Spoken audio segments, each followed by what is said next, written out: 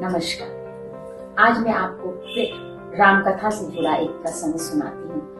प्रसंग उस समय का है जब भरत ननिहाल से लौट कर आते हैं और उन्हें पता चलता है कि राजा दशरथ का तो देहावसान हो गया और प्रभु राम, सीता और लक्ष्मण वन चले गए। वो बहुत रोते हैं, कलपते हैं और अंत में अपनी तीनों माताओं और कुछ अयोध्या वासियों को, गुरुजनों को लेकर प्रभु राम के पास पंचवटी पहुंचते हैं। हर प्रकार से अनुनय विनय करते हैं कि किसी भी प्रकार से श्री राम वापस आ जाएं और अयोध्या का राज्य संभालें। अब श्री प्रभु राम और भरत में जो बातचीत हुई उसका छोटा सा वर्णन करती हूँ कि श्री राम ने कहा कि प्रिय भरत, मैं वचनबद्ध हूँ। मैंने पिता को वचन दिए हैं कि मैं 14 वर्ष वनवास में रहूंगा, उसके बाद आकर मैं राज्य संभालूंगा।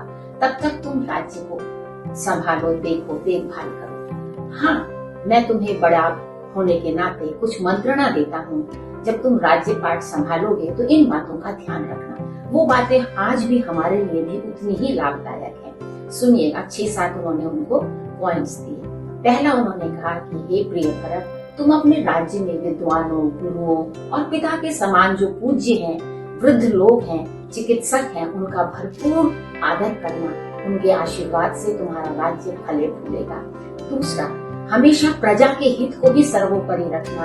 अपना हित या अपने परिवार का हित कभी मत सोचना, जिससे तुम्हारी प्रजा सुखी और संपन्न रहे। तीसरा, प्रिय भरत, ध्यान रहे कि तुम्हारा कोई भी विचार कार्य में बदलने से पहले किसी को पता न चले। इसलिए अपने मंत्रिमंडल में ऐसे विश्वसनीय मंत्रियों को रखना और आय अधिक हो पर साम्राज्य में और व्यय जो है वो बिल्कुल न्यून हो, तब साम्राज्य जो है वो समृद्धिशाली बनता है। हे प्रिय कैकेयी नंदन भरत, याद रखना कि यदि एक मंत्री भी तुम्हारा शूरवीर है, नीति शास्त्र का ज्ञाता है, ईमानदार है, घूस नहीं लेता है, साम्राज्य के प्रति समर्पित है, तो वो राजा के लिए बहुत बड़ा सहायक होता है। जब तुम अपने मंत्रियों का चुनाव करो तो किन बातों का ध्यान रखोगे? वो ये है कि तुम ये देखना कि कोई भी व्यक्ति ऐसा ना हो जो बेईमान हो या घूसखोर हो या अविश्वसनीय हो या जिसको नीति शास्त्र का ज्ञान ना हो, समस्त युद्ध विद्याओं का जिसको कौशल ना हो। ऐसे व्यक्तियों को तुम अपने मंत्रिगण में मत रखना। और एक बात, अपनी गुप्तचर व्यवस्था को बिल्कुल अचूक बनाए रखना।